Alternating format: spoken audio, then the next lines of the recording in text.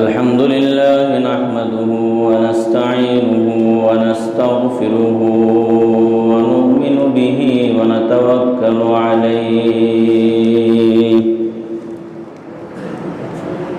ونعوذ بالله من شرور أنفسنا ومن سيئات أعمالنا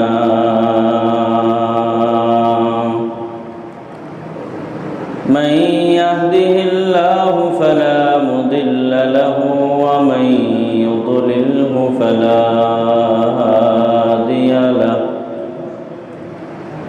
ونشهد أن سيدنا وسندنا وطبيبنا وطبيب قلوبنا ومولانا محمدا عبده ورسوله قال الله تبارك وتعالى في كلامه المجيد والفرقان الحميد أعوذ بالله من الشيطان الرجيم بسم الله الرحمن الرحيم يا أيها الذين آمنوا كتب عليكم الصيام كما كتب على الذين من قبلكم لعلكم تتقون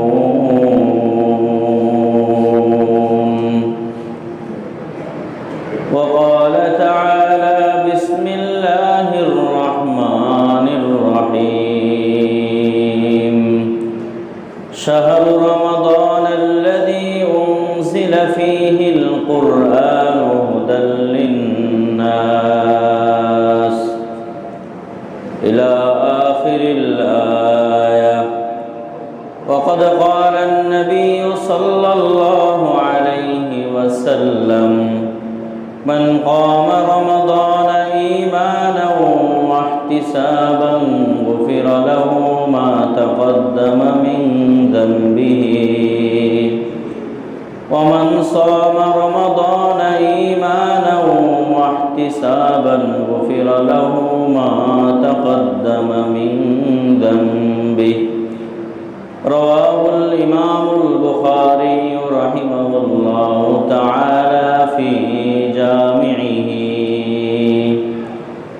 وقد قال سيدنا رسول الله صلى الله عليه وسلم كل عمل ابن آدم يضاعف الحسنة بعشر أمثالها إلى 700 ضعف إلا الصوم فإنه لي وأنا أجزي به رواه الإمام الترمذي رحمه الله تعالى في جامعه रुखसार से बरका का जरा पर्दा उठा दो लिल्लाही मुझे हुस्ने खुदा लिल्लाही मुझे हुस्ने खुदा दाद दिखा दो ऐ बहर करम सदक़ हुसैन बिन अली का प्यासा हो मुझे शरबत दीदार पिला दो प्यासा हो मुझे शरबत दीदार पिला दो मैं दूर हो मजबूर हो ऐ सईद आलम मैं दूर हो मजबूर हो ऐ सईद आलम दीदार दिखाते नहीं आवाज सुना दो दीदार दिखाते नहीं आवाज सुना दो সকলে মহব্বতের সাথে দুরূদ ইব্রাহিম পড়ি। اللهم صل على محمد وعلى آل محمد كما صليت على إبراهيم وعلى آل إبراهيم إنك حميد مجيد اللهم بارك على محمد وعلى آل محمد كما باركت على إبراهيم وعلى آل إبراهيم إنك حميد مجيد أستغفر الله ربي من كل ذنب وأتوب إليه لا حول ولا قوة إلا بالله العلي العظيم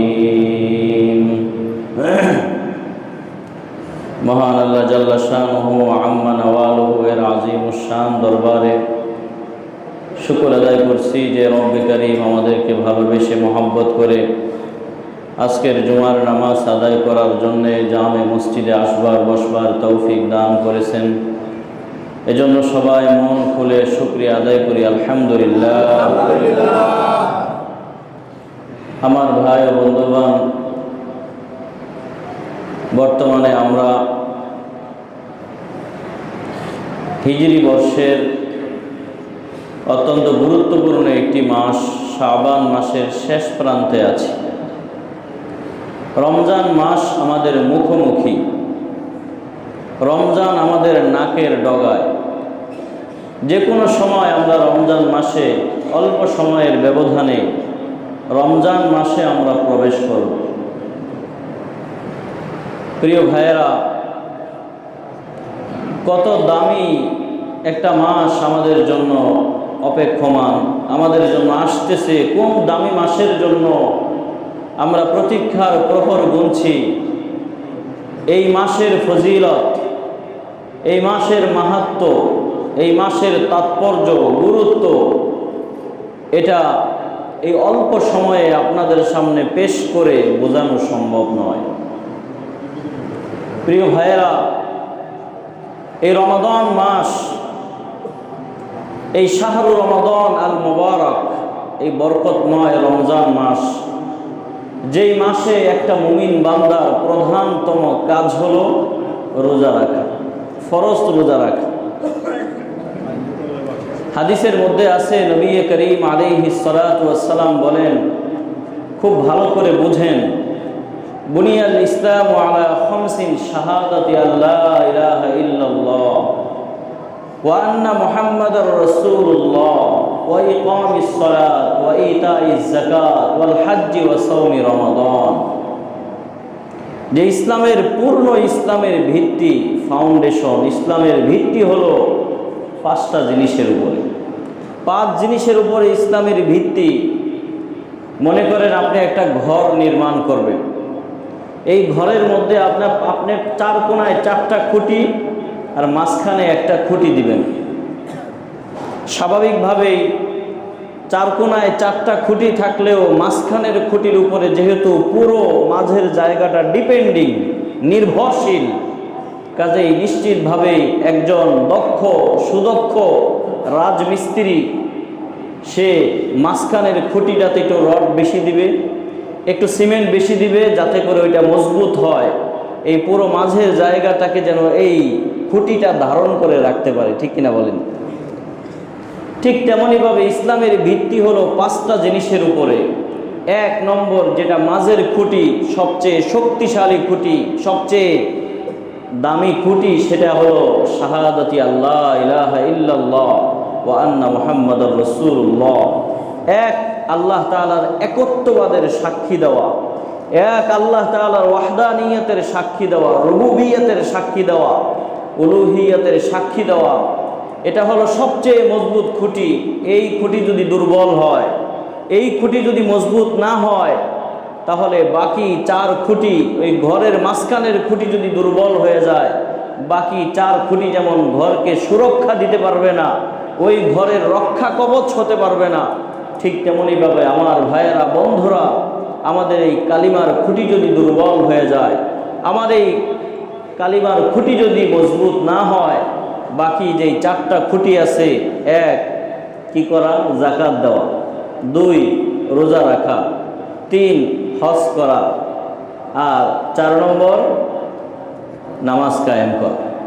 এই 4টা খুঁটি আমাদের মজবুত হবে না দোস্ত। বাকি খুঁটিগুলোর সাথে আমাদের একটু জিয়ারত হয়, কিন্তু রমজান মাসের যে রোজা বছরে মাত্র একবার জিয়ারত হয়, বছরে মাত্র একবার জিয়ারত হয়, একবার এই মাসটাকে আমরা পাই, আমাদের সৌভাগ্য হয়। এজন্য আমার ভাইয়ের, আমার বন্ধুরা, এই রমজান মাস যেহেতু আমাদের সামনে আসন্ন, অতি সন্নিকটে, কাজেই যেই কয়টা দিন বাকি আছে, আর মাত্র 5-6টা দিন আমাদের সামনে আছে, যাতে করে এই রমজান মাসে আমাদের প্রস্তুতিটা যেন আমরা পূর্ণ প্রস্তুতি নিয়ে রমজান মাসে ঢুকতে পারি, এজন্য আমাদের চোখ কান খোলা রাখা, সর্বোচ্চ প্রস্তুতি গ্রহণ করা। আমি এ সম্পর্কে আপনাদেরকে কয়েকটা বিষয় বলি। 1 নম্বর, কোনো গাড়ি স্টেশনে দণ্ডায়মান আছে, স্টেশনে থেমে আছে, এখন ড্রাইভারকে যদি বলা হয় যে গাড়ি ছাড়ার সাথে সাথেই আপনি 100 স্পিড বা তার থেকে আরও বেশি গতিতে চালাবেন, ড্রাইভার কোনোদিনও পারবে না, ঠিক কিনা বলেন? এই ড্রাইভারের গাড়ি স্টার্ট দিতে হবে, এরপরে ধীরে ধীরে কতক্ষণ চলে, তারপরে সে গতি বাড়াতে পারবে। আমি দাঁড়িয়ে আছি 2 নম্বর, আমি এখান থেকে দৌড় দিব, আমি এখান থেকে প্রথমেই খুব স্পিডে দৌড় দিতে পারবো না, বরং প্রথমেই আমাকে ধীর গতিতে একটু দৌড়ে, এরপরে হেঁটে বা একটু ভালো গতিতে হেঁটে তারপরে দৌড়ানোর প্রস্তুতি নিতে হবে। আমরা অনেক সময় রাস্তায় হাঁটতে গেলে, বিশেষ করে বন জঙ্গলে, চাটিয়াল ময়দানে হাঁটতে গেলে, অনেক সময় পর্যন্ত যখন আমরা হাঁটতে হাঁটতে হঠাৎ করে দেখবেন, অনেক সময় দেখতে পাই যে একটা খাল সামনে পড়ছে, একটা খাল পড়ে গেছে। এখন আমার যে হাঁটার গতি, এই গতি দিয়ে খাল পার হওয়া সম্ভব না, হয়তো ভিজে তারপরে খাল পার হতে হবে। এই জন্য যারা সচেতন বুঝমান, তারা কি করে? পেছন দিক থেকে একটা দৌড় দেয়, অনেক দূর থেকে একটা দৌড় দিয়ে তারপরে সেই খাল পার হয়, ঠিক কিনা বলেন? ছোট্ট সরু খাল, এটা পার হয় কেমনে? অনেক দূর থেকে দৌড় দেয়, দৌড় দিয়ে তারপরে ওই খাল পার হয়।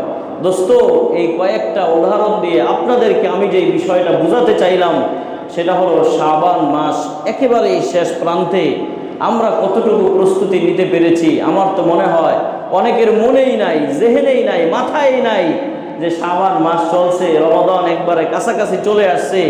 এটা আমাদের অনেকের জেহেনেই কাজ করে না, মাথায় থেকে গায়েব হয়ে গেছে। প্রিয় ভাইয়েরা, বন্ধুরা, এজন্য যেহেতু এত গুরুত্বপূর্ণ একটা মাস আমাদের সামনে আসতেছে, প্রস্তুতিটা একটু ভালোভাবে নেওয়া দরকার। কোরআনে কারীমের মধ্যে আছে, আল্লাহর নবী আল্লাহ রাব্বুল আলামিন বলেন, ওয়ালাউ আরাদুল খুরুজ লা আ'আদ্দু লাহু উদ্দাহ। তবুক যুদ্ধের সময় নবী করিম সাল্লাল্লাহু আলাইহি ওয়াসাল্লাম সাহাবীদেরকে বললেন, ও সাহাবীরা, তোমাদেরকে আবারও যুদ্ধে যেতে হবে। মুমিনদেরকে বললেন, তোমাদেরকে আবারও প্রস্তুতি নিয়ে বের হতে হবে। কিছু সাহাবী ছিলেন যারা সার্বিকভাবে একটু দুর্বল ছিলেন, বা তাদের জরুরি কোনো সমস্যা ছিল, যেই সমস্যাগুলোর কারণে এরা উপস্থিত হতে পারে নাই। কিন্তু কিছু মুনাফিক, এরা তবুক যুদ্ধে উপস্থিত হবে না, রসুলকে সরাসরি জানাইয়া দিল, বিভিন্ন অজুহাত দেখায়। আল্লাহ রাব্বুল আলামিন আয়াত নাজিল করে বুঝালেন, ওয়ালাউ আরাদুল খুরুজ লা আ'আদ্দু লাহু উদ্দা। আরে এই মুনাফিকরা যদি তাবুক যুদ্ধে অংশগ্রহণ করার কোনো নিয়ত তাদের থাকতো, তাহলে প্রস্তুতি গ্রহণ করতে হতো। প্রস্তুতি গ্রহণ করার মাধ্যমেই, করার দ্বারাই তাদের থেকে এই বিষয়টা বোঝা যেত, বুঝতে পারতাম যে না, ওরা আসলেই যেতে চেয়েছে, যাওয়ার মতো মনস্থ করেছে, মন স্থির করেছে। এজন্য আমার ভাইয়ের, আমার বন্ধুরা, আমরা দুনিয়াতে অনেক সময় বিভিন্ন জায়গায় সফরে যাই, অনেকেই প্রবাসে গিয়ে ব্যবসা বাণিজ্য কিংবা হালাল রুজি ইনকামের জন্য প্রস্তুতি গ্রহণ করি। এই প্রস্তুতি আমাদের কি দ্বারা হয়? বলে ভিসা এবং পাসপোর্ট দ্বারা হয়। কেউ যদি বলে আমি প্রবাসে যাব, সৌদি আরব যাব, বাহরাইন যাব, কাতার যাব, মালয়েশিয়ায় যাব, কিন্তু এই লোক পাসপোর্ট গ্রহণ করে না, এই লোক পাসপোর্ট তৈরি করে না, পাসপোর্টের জন্য দৌড়ঝাঁপ করে না, আবার ভিসার জন্য সে দৌড়ঝাঁপ করে না, প্রস্তুতি নেয় না। তাহলে এমন ব্যক্তি যদি বলে আমি প্রবাসে যাব, তাহলে তার কথা কোনো মানুষ বিশ্বাস করবে না। আমার ভাইয়ের, আমার বন্ধুরা, আমরা এখান থেকে কথার কথা লালমনিরহাট সফরে যাব, কুড়িগ্রাম সফরে যাব। এই সফরের জন্য আমাদের সংক্ষিপ্ত কিছু প্রস্তুতি নিতে হবে। কাজেই আমার ভাইয়ের, আমার বন্ধুরা, একটা বছর ঘুরে যে রমাদানুল মুবারক আমাদের সামনে আসে, এই রমাদানুল মুবারকের জন্য আমাদেরকে প্রস্তুতি গ্রহণ করতে হবে। আমাদের প্রস্তুতিটা প্রস্তুতি নেওয়ার মতোই হতে হবে। প্রিয় ভাইরা, আল্লাহ রাসূল সাল্লাল্লাহু আলাইহি ওয়াসাল্লাম একবার সাহাবীদের সামনে দাঁড়ালেন, দাঁড়িয়ে খুতবা দিচ্ছেন, ইয়া আইয়ুহান নাস ক্বাদ আযাল্লাকুম শাহরুন আযীম শাহরুল মুবারক। ও মুমিন মুসলমানেরা, তোমরা কি জানো কি মাস তোমাদের সামনে আসতেছে? কত দামি মাস তোমাদের সামনে আসন্ন, তোমরা কি জানো? অনুধাবন করতে পারো? এটা বরকতময় মাস, এটা বরকতময় মাস। এই মাসের প্রধান কাজ হলো রোজা রাখা। দোস্ত, আপনাদেরকে আমি সংক্ষেপে বুঝাই। কোরআনে কারীমের মধ্যে হজের বিধান দেওয়া হয়েছে, নামাজের বিধান দেওয়া হয়েছে, যাকাতের বিধান দেওয়া হয়েছে। কেউ আমাকে দেখাতে পারবে না যে কোরআনের মধ্যে এই গুরুত্বপূর্ণ বিধানগুলোর পূর্ণ ডিটেলস, বিবরণ আছে, কেউ বলতে পারবে না। নামাজ পড়া ফরজ, আমরা সবাই জানি কি জানি না? অবশ্যই জানি। কিন্তু এই নামাজের পূর্ণাঙ্গ বিবরণ কোরআনে কারীমের মধ্যে নাই। জোহরের নামাজ কয় রাকাত পড়তে হবে, আসরের নামাজ কয় রাকাত পড়তে হবে, মাগরিব ইশার নামাজ কয় রাকাত পড়তে হবে, নামাজের শুরুতে কি বলবেন, শেষে কি বলবেন, নামাজে ভুল হলে সিজদায়ে সাহু দিতে হবে কি হবে না, কোরআনের মধ্যে পরিপূর্ণভাবে উল্লেখ নাই।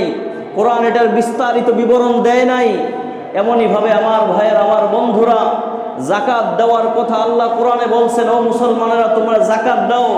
কিন্তু কতটুকু সম্পদ থাকলে যাকাত দিতে হবে, কতটুকু স্বর্ণ থাকলে আপনার উপরে যাকাত ওয়াজিব হবে, কতটুকু রূপা থাকলে যাকাত ওয়াজিব হবে, গবাদি পশুর ক্ষেত্রে যাকাতের নেশাব কি হবে, কোরআন এটাকে পরিপূর্ণভাবে বিবরণ দেয় নাই। হজ করার কথা আল্লাহর কোরআন বলেছে যে তোমাদের উপরে হজকে ফরজ করা হয়েছে। দোস্ত, আপনি কোরআন ঘেটে দেখেন, আপনি কিভাবে তওয়াফে জিয়ারত করবেন, কিভাবে আপনি শয়তানকে পাথর নিক্ষেপ করবেন, রমিয়ে জিমার করবেন, আপনি সাই বাইনা সফা ওয়াল মারওয়া, সফা মারওয়ার মধ্যে সাই করবেন, লাব্বাইক লাব্বাইক বলবেন। এর বিস্তারিত ডিটেলস কোরআনে কারীমের কোথাও নাই, কিন্তু আছে সংক্ষিপ্ত বিবরণ। করতে হবে শুধু এই বিধানটা আছে। দোস্ত, এই রোজা কত গুরুত্বপূর্ণ, এই রোজা আল্লাহ তাআলার কাছে কত গুরুত্ব রাখে, একটু খেয়াল করে দেখেন। কোরআনের মধ্যে এই রোজার পূর্ণাঙ্গ বিবরণ আছে। কখন রোজা শুরু করবেন, কখন রোজা শেষ করবেন, রোজা অবস্থায় আপনাকে কি কি কাজ করতে হবে, রোজা অবস্থায় কোন কোন জিনিস গ্রহণ করা থেকে আপনাকে বিরত থাকতে হবে, রোজা অবস্থায় আপনি কোনো কারণবশত যদি রোজা ভেঙে যায় তাহলে এই রোজার কাজা এবং কাফারা কি হবে, কোরআন স্পষ্টভাবে, কোরআন সুস্পষ্টভাবে এগুলোর বিবরণ তুলে ধরেছে।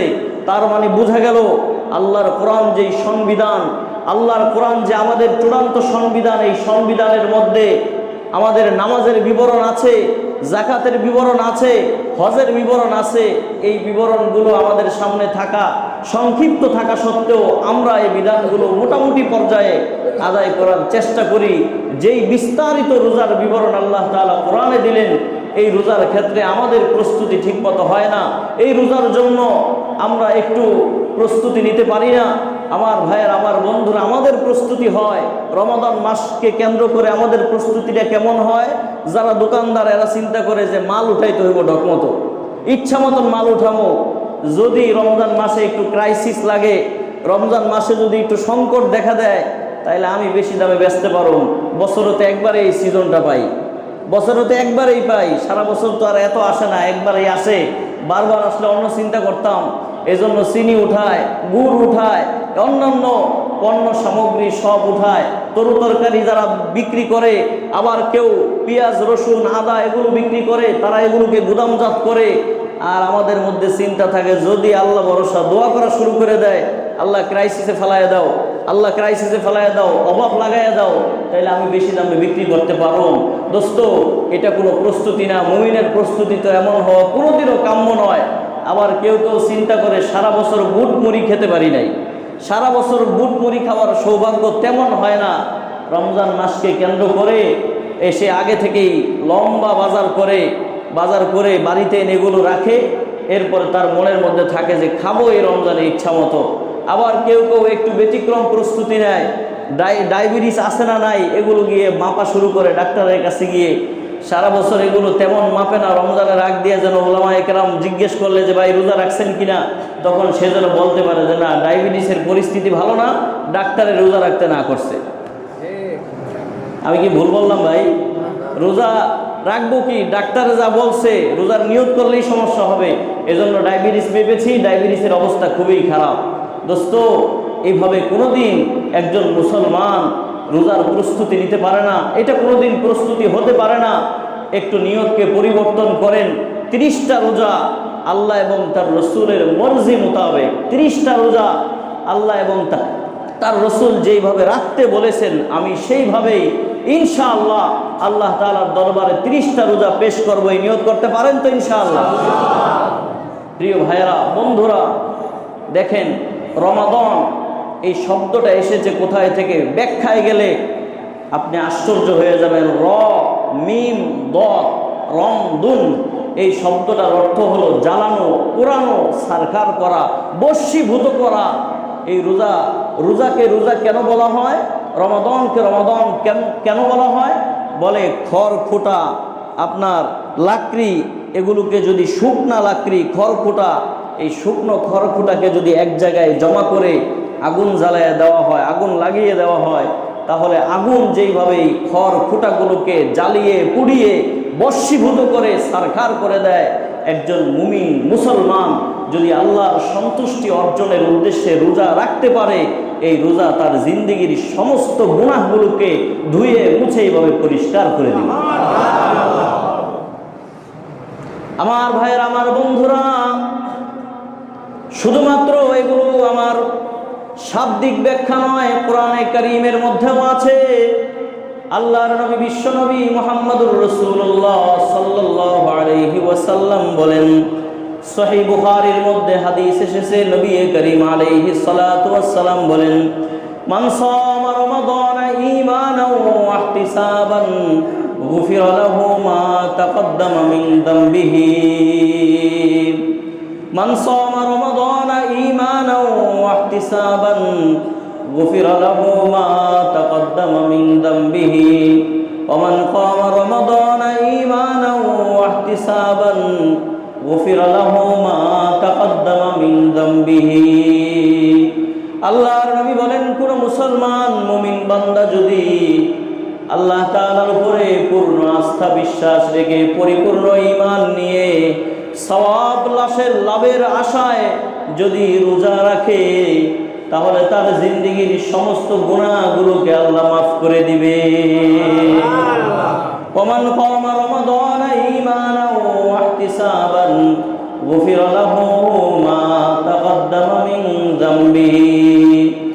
আর কেউ যদি রমাদান মাসে রাত্রের বেলা দাঁড়িয়ে, দুনিয়ার মানুষ যখন ঘুমন্ত থাকে, ঘুমের মধ্যে বিভোর থাকে, কিছু বান্দা উঠে যদি কিয়ামুল লাইল করে তাহাজ্জুদ পড়ে, তারাবির নামাজ পড়ে, যেই তারাবির নামাজ পুরো 11 মাসে পাওয়া যায় না, হাফেজে কোরআনের মুখের সুমধুর তেলাওয়াতের সুঘ্রাণ সারা মাস যদি কেউ তামান্নার ইচ্ছা পোষণ করে, তাতেও যেমন পাওয়া যায় না, এই রমাদান মাসে হাফেজে কোরআনরা কোরআনে কারীমের সূরা ফাতিহা থেকে নাস পর্যন্ত এই 114টা সূরা 30 পারা কোরআন যখন নামাজের মধ্যে তেলাওয়াত করে, আর মুমিন মুসলমানেরা কাতারে দাঁড়িয়ে একেবারে নীরব নিথর হয়ে কোরআনের সেই আওয়াজগুলো, কোরআনের সেই শব্দমালাগুলো হাফেজে কোরআনের মুখ থেকে তেলাওয়াত করে, আর আল্লাহ তাআলার কোরআনের গভীরে গিয়ে মর্ম উপলব্ধি করার চেষ্টা করে। যারা বুঝে তারা মর্ম বোঝার চেষ্টা করে, যারা বুঝে না তারা আফসোস করে বলে, আল্লাহ যদি মাদ্রাসায় পড়তাম, যদি দ্বীনি ইদারায় ভর্তি হতাম, যদি আলেমদের সংস্পর্শে যেতাম, তাহলে এই অর্থগুলো আমি বুঝতে পারতাম। এমন আশা, এমন নিঃশ্বাস কেউ যদি ছাড়ে, তাহলে নবী করিম আলাইহিস সালাতু ওয়াস সালাম বলেন, গুফিরা লাহু মা তাকদ্দামা মিন যামবিহি। এভাবে কিয়ামুল লাইল করতে দেরি হবে, রব্বুল আলামিন তার আমলনামার সব গুনাহগুলো মাফ করতে দেরি হবে না। আমার ভাইয়ের, আমার বন্ধুরা, আল্লাহর নবী বিশ্ব নবী মুহাম্মদুর রাসূলুল্লাহ সাল্লাল্লাহু আলাইহি ওয়াসাল্লাম বলেন, কুল্লু আমাল ইবনে আদম ইউদাফুল হাসানাতু বিআশরি আমসালিহা ইলা 700 দি'ফিন। ও বনি আদম, খুব মনোযোগ সহকারে শুনেন। আল্লাহর নবী বলেন, বনি আদমের প্রত্যেকটা ইবাদতকে আল্লাহ তাআলা বাড়াতে থাকেন, বাড়াতে থাকেন। বাড়তে বাড়তে বনি আদমের একটা নেক আমল 10টা নেক আমলের সমান হয়। এক নেক আমলের সব 10 গুণ বাড়ে। 10 গুণ থেকে তার ইখলাসের উপরে ভিত্তি করে, তার আমলের বিশুদ্ধতার উপরে ভিত্তি করে ওই আমল 10 গুণ থেকে বাড়তে বাড়তে 100 গুণ হয়, কারো জন্য 200 গুণ হয়, কারো জন্য 300 গুণ হয়, কারো জন্য 700 গুণ পর্যন্ত পৌঁছে যায়। তার মানে আমি কেমন যেন 1 টাকা দান করলাম, আমার এই দানের মধ্যে যদি ইখলাস থাকে, আমার এই দান যদি আমি আমার মালিকের জন্য করি, আমি ডান হাতে দান করলাম, আমার বাম হাত টের পায় না। আমি দান করার পরে আমি লবিং করতে বলি না, আমার নাম উল্লেখ করতে বলি না, আমি এইভাবে নীরবে নিবৃতে নির্জনে দান করি। আমার ভাইয়ের, আমার বন্ধুরা, আল্লাহর নবী বলেন, কোনো বনি আদম যদি কোনো নেক আমল করে, ওই নেক আমলের সওয়াবকে আল্লাহ তাআলা প্রথমে 1 গুণ থেকে 10 গুণ, 10 থেকে 100, 200 গুণ, কারো জন্য আল্লাহ তাআলা তার ইখলাসের উপরে ভিত্তি করে 700 গুণ পর্যন্ত তার নেক আমলের সওয়াব পৌঁছে দেয়। কিন্তু আল্লাহর নবী বলেন, ইল্লা সাওম, রোজার ব্যাপারটা বলতে পারতেছি না, রোজার সওয়াব কি হবে এটা আমি বলতে পারতেছি না। এটা শুধু রাসূলের কথা নয়, বরং এটা হাদিসে কুদসি, এটা সরাসরি আল্লাহ তাআলার কথা। আল্লাহ বলেন, ইল্লা সাওম, তবে রোজার বিষয়টা এর ব্যতিক্রম। ফাইন্নাহু লি, কারণ রোজা বনি আদম আমার জন্য রাখে, রোজার কারো জন্য রাখে না।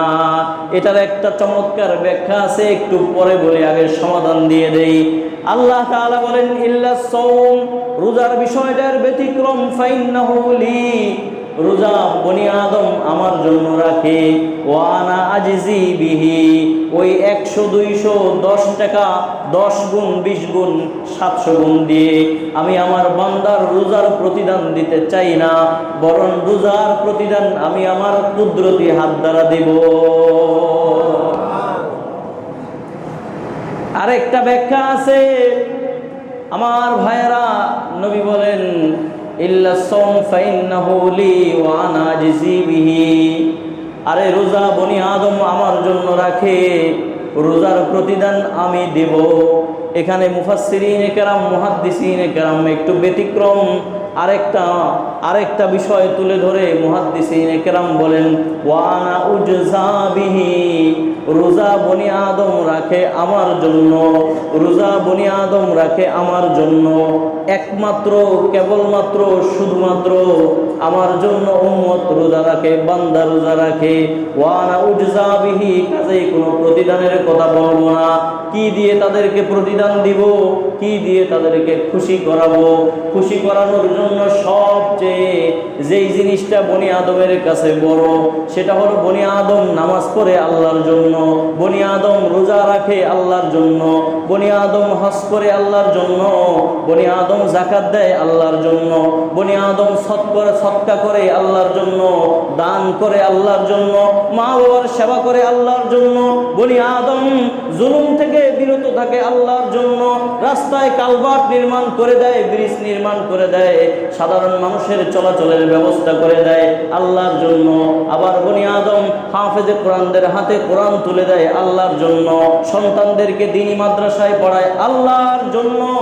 সব কিছুই যেহেতু বনি আদম আল্লাহর জন্য করে, আর রোজাটাও বনি আদম আমার জন্য রেখেছে, কাজেই কোনো প্রতিদান দিয়ে, রোজার প্রতিদান দিয়ে আমি আমার বান্দাদেরকে ছোট করতে চাই না, বরং বনি আদমের রোজার প্রতিদান স্বয়ং আমি আল্লাহ।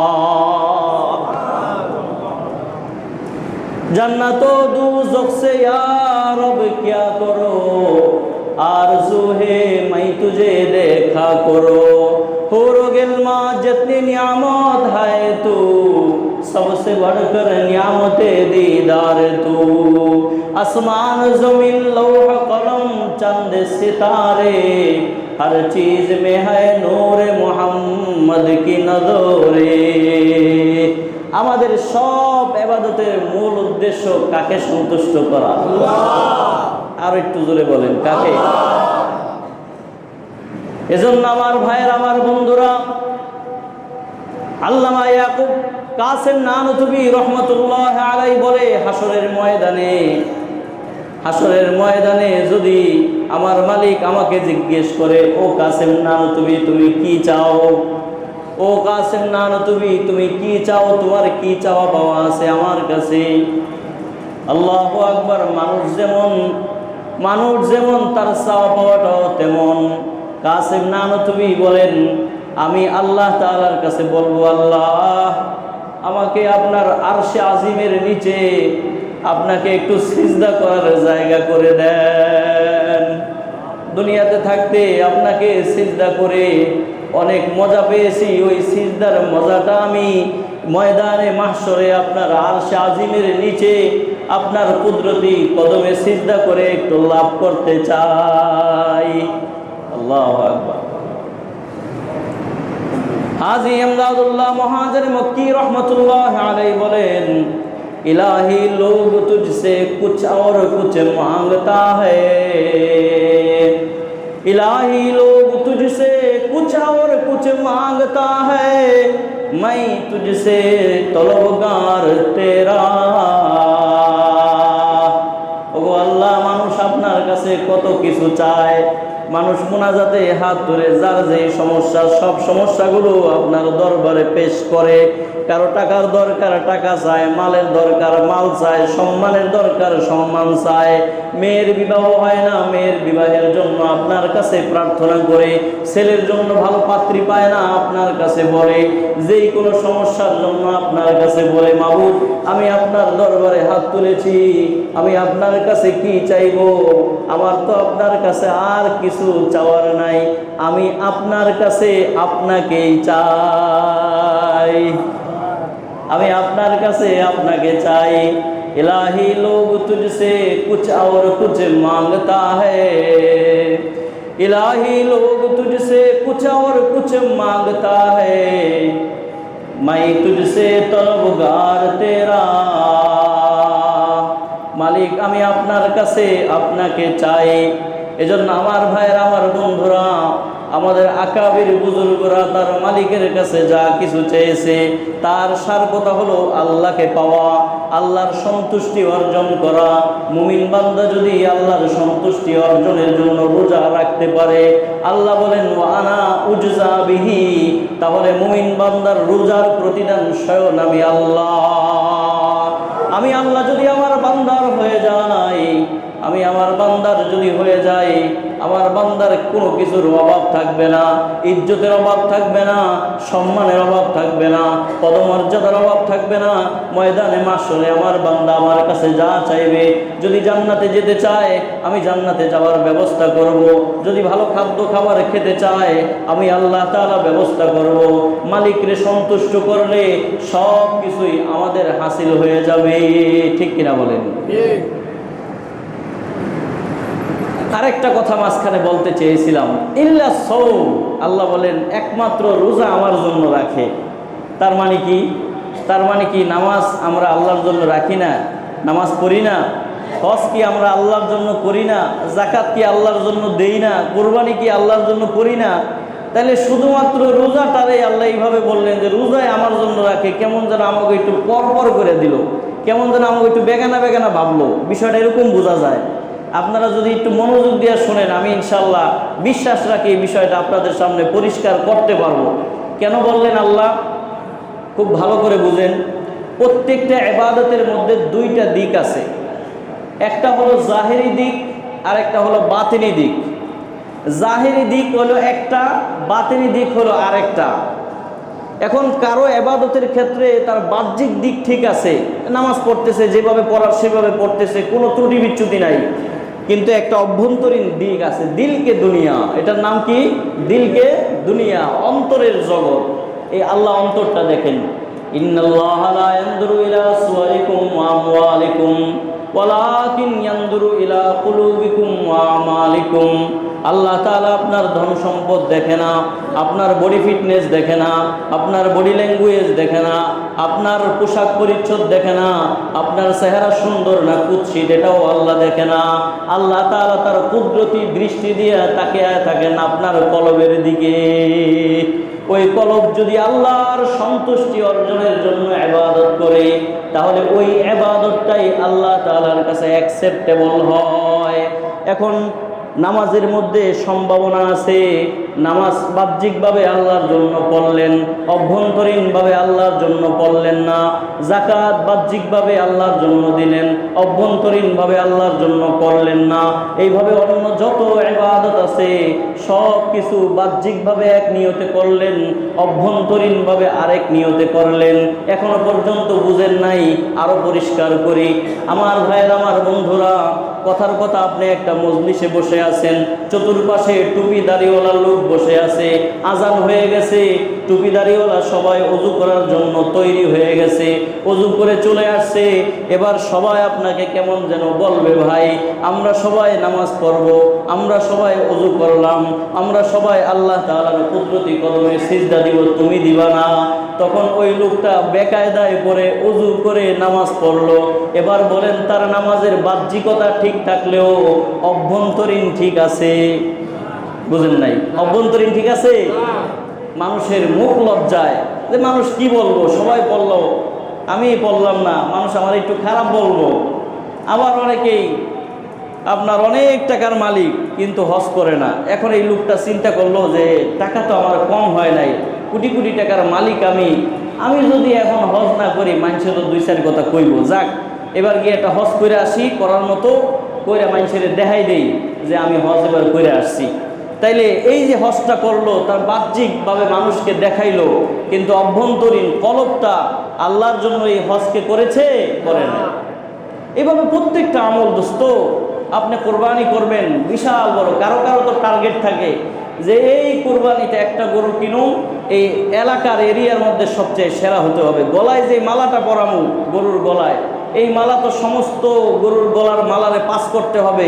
এমন একটা গরু 1 সপ্তাহ 10 দিন আগে কিনে একটা টার্নিং পয়েন্টে সে বেঁধে রাখে, যাতে এলাকার সবাই দেখে আর বলে, না এইবার এর গরুটা হয়েছে এলাকার সবচেয়ে সেরা। বলেন, এই যে গরু কিনলো, টাকা খরচ করলো, পয়সা খরচ করলো, কিন্তু বাহ্যিকভাবে বোঝা যাচ্ছে সে কোরবানি করতেছে, কিন্তু অভ্যন্তরীণভাবে এই কোরবানি আল্লাহ কবুল করবেন, করবেন না।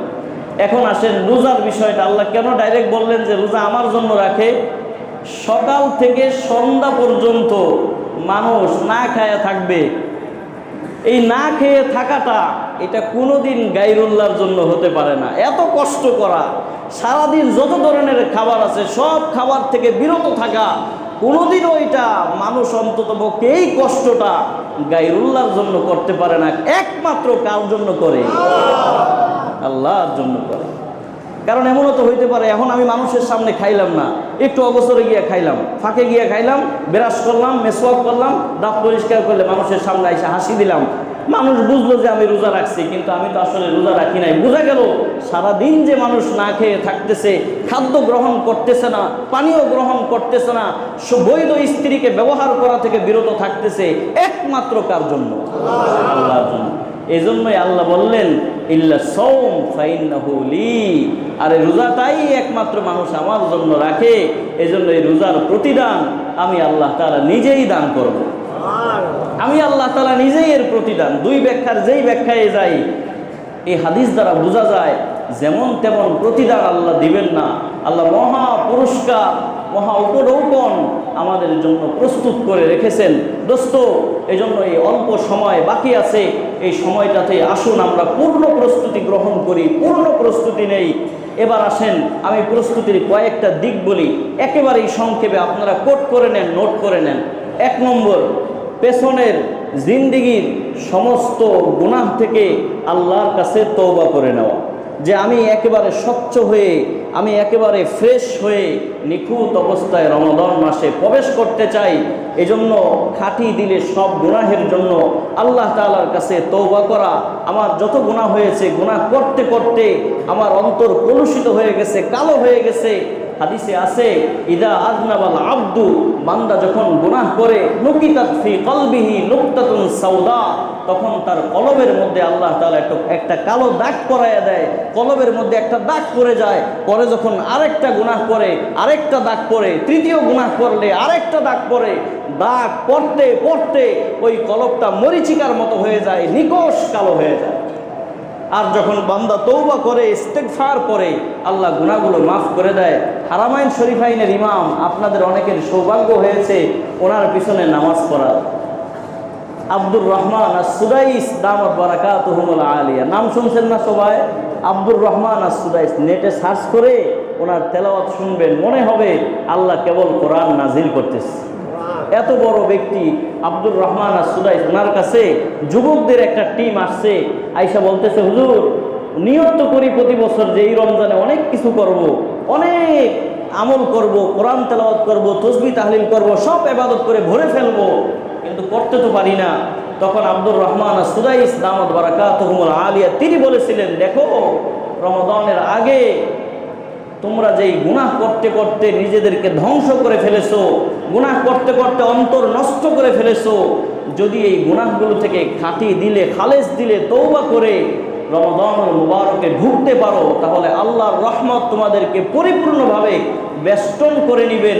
আর তখন তোমাদের ইবাদত করতে মনে চাইবে, আর তখনই তোমরা যা ইবাদত করার নিয়ত করবে, আল্লাহ তাআলা তা করার জন্য রাস্তাকে তোমাদের জন্য আসান করে দিবেন।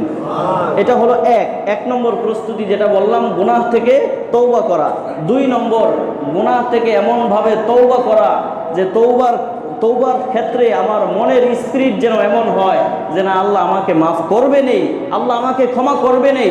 হযরত থানবী রাহমাতুল্লাহ আলাইহি বলেন, আরে তোমার দোয়া কবুল হয়েছে কি হয় নাই, তোমার দোয়া চাওয়া, দোয়া করার ভাব দেখলেই বোঝা যাবে, তোমার দিল সাক্ষী দিবে যে না, আমি আল্লাহর কাছে এমনভাবে চাইছি, কাকুতি মিনতি করে, বিনয়ের সাথে, আল্লাহর ভূয়সী প্রশংসা করে।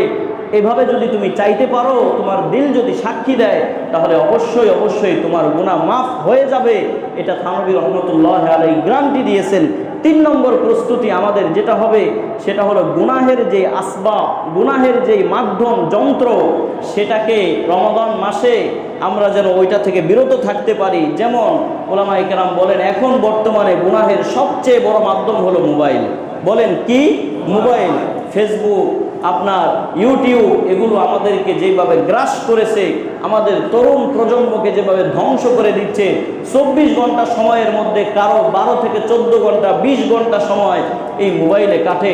এজন্য দোস্ত আসেন, এই মোবাইলটাকে আমরা একটু নিয়ন্ত্রণ করি। মোবাইলের স্বাদ পেলাম, কিন্তু আল্লাহর ইবাদতের স্বাদ পেলাম না। এজন্য একটু কন্ট্রোল করেন, কন্ট্রোল করার এখনই আপনি মনস্থ করেন, নিয়ত করেন, ইনশাআল্লাহ আল্লাহ সহজ করবে।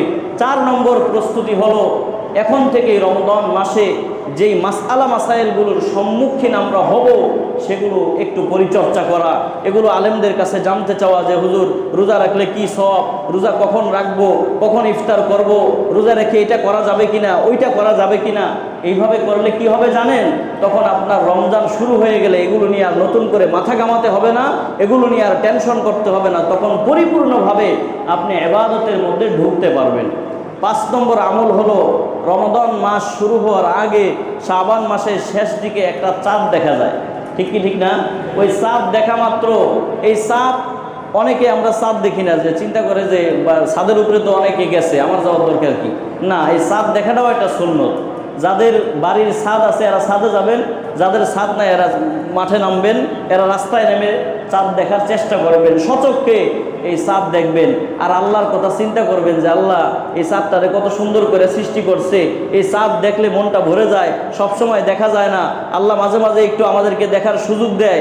এজন্য চাঁদ দেখার জন্য বের হয়ে চাঁদ দেখবেন আর দোয়া করবেন, আল্লাহুম্মা আহিল্লাহু আলাইনা বিল আমনি ওয়াল ইসলামি ওয়াস সালামাতি ওয়াল ঈমান ওয়াত তাওফীক। এই দোয়াটা পড়বেন আর আল্লাহ তাআলার কাছে শুকরিয়া আদায় করবেন যে আল্লাহ তাআলা আপনাকে চাঁদ দেখার তৌফিক দান করলেন। রমজান মাস যে আরম্ভ হলো, আপনি কেমন যেন এর একজন প্রত্যক্ষ সাক্ষী হয়ে গেলেন, ঠিকই ঠিক না? অতএব চাঁদ দেখার জন্য একটু প্রস্তুতি এখন থেকেই নেওয়া, এখন থেকেই চাঁদ দেখার জন্য একটু আপনার সামনের দিকে অগ্রসর হওয়া চেষ্টা করা। যাই হোক, এরপরে সর্বশেষ কাজ হচ্ছে আপনার বিগত রমজানে যদি আপনার কোনো রোজা কাজা থাকে, এটা অনেকের আছে, হয়তো সফরে গিয়েছেন অথবা অসুস্থ ছিলেন অথবা মা বোনদের কিছু আপনার ব্যক্তিগত সমস্যার কারণে ইসলাম তাদেরকে রোজা রাখার সাময়িক রোজা রাখার বিধানকে একটু ছাড় দিয়েছে। যদি ওই কারণে কোনো মা বোনের রোজা ছুটে গিয়ে থাকে, তাহলে নিয়ম হলো একটার পরিবর্তে একটা কাজা করা। আম্মাজার আয়েশা রাদিয়াল্লাহু তাআলা আনহা এজন্য রমজান মাস আসার আগেই বিগত রমজানের যত কাজা রোজা থাকতো সেগুলো আদায় করে ফেলতো। এজন্য আমাদের যদি এরকম কোনো কাজা রোজা থেকে থাকে, তাহলে এই 4-5 দিন যে কয়দিন বাকি আছে, এই কয়দিনে আমরা বিগত দিনের কাজা রোজাগুলো আদায় করে ফেলবো। এই 5-6টা প্রস্তুতির কথা আপনাদের সামনে বললাম এবং এই বিস্তারিত আলোচনা থেকে আল্লাহ তাআলা আমাদেরকে উপকৃত হওয়ার তৌফিক দান করেন।